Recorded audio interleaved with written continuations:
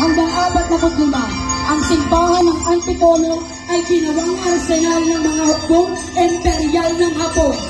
Sa gitna ng labanan, ang simbahan ay nasunod. Kasama na rito ang imahe ng Birhen ng Antipolo.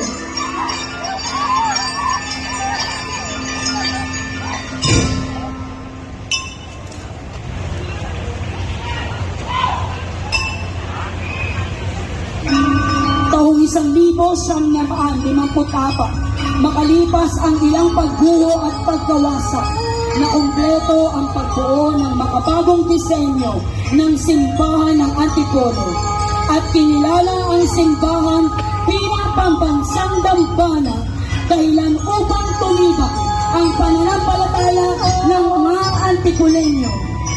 At ngayong taon, kinilala ang simbahan ng Antipolo bilang International Shrine of the Our Lady of Peace and Good